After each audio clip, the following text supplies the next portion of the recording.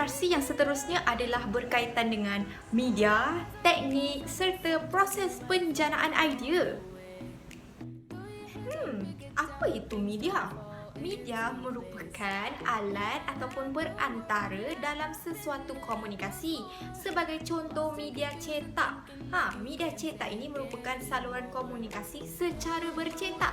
Sebagai contoh yang kita selalu lihat dekat sekeliling kita, apa dia? Surat khabar, majalah, komik dan sebagainya. Okey, jadi disebabkan zaman sekarang adalah zaman serba canggih dan serba teknologi moden, kini media yang moden dikenali sebagai perisian telah diperkenalkan untuk menghasilkan ilustrasi, sebagai contoh perisian Adobe Illustrator dan sebagainya. Kalau anda nak tahu, sebenarnya menghasilkan ilustrasi ini terdapat dua teknik, iaitu secara tradisional dan secara moden.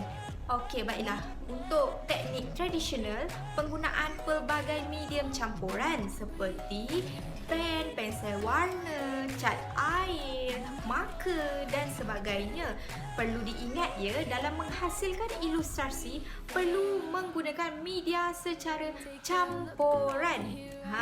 Baik, manakala seterusnya adalah teknik moden, di mana ilustrasi perlu dihasilkan menggunakan perisian ataupun aplikasi teknologi terkini, sebagai contoh Adobe Illustrasi yang ada di dalam telefon ataupun aplikasi telefon seperti Snapseed dan lain-lain lagi. Terdapat 3 langkah proses penjanaan idea yang anda perlu tahu, di mana yang pertama merupakan thumbnail, yang kedua adalah rough dan yang ketiga adalah comprehensive. Nak tahu lebih lanjut? Jom kita lihat video demonstrasi.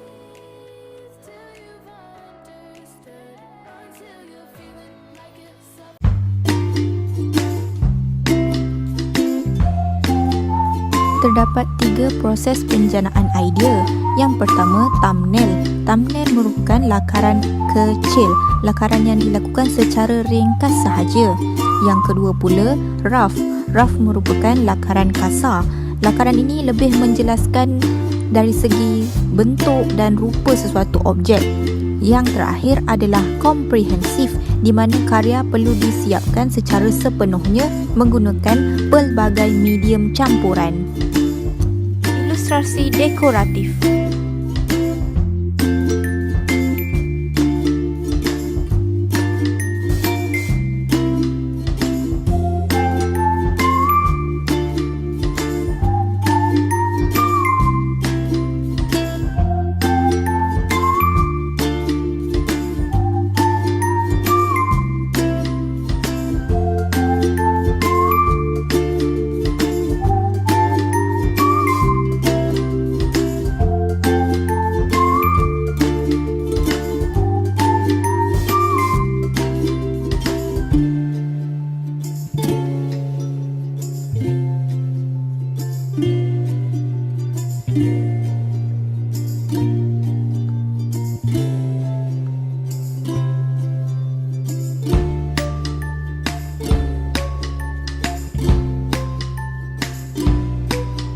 Ini adalah hasil ilustrasi dekoratif. Ilustrasi sains dan perubatan.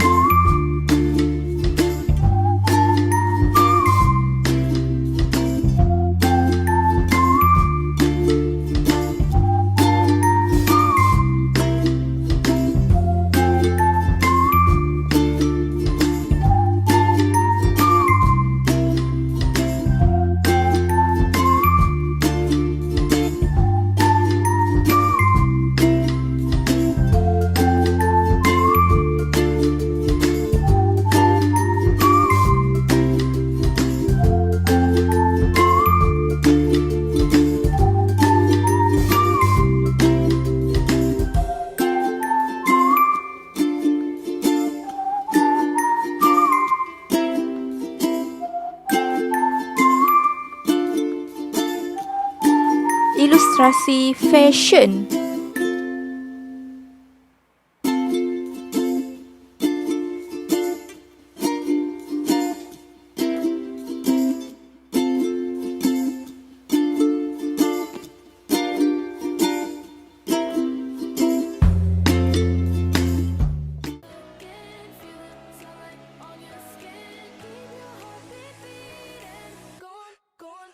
Okey, kita pergi sekarang ni. Hari ni cikgu akan terangkan tentang media dan teknik dalam ilustrasi. Okey, kalau awak nak buat ilustrasi, kita tak boleh terus nak buat je main time ilustrasi ni. Ada teknik dia, ada media dia. Okey, mesti awak semua tak tahu apa tu media dia, apa tu teknik dia. Okey, cikgu terangkan satu persatu. Okey, ini contoh. Kalau awak nampak yang pertama tu, cikgu lukis gambar anak buah cikgu. Okey, cikgu guna marker dan pen. Okey, itu dah kira ilustrasi kalau kita campurkan medium tu.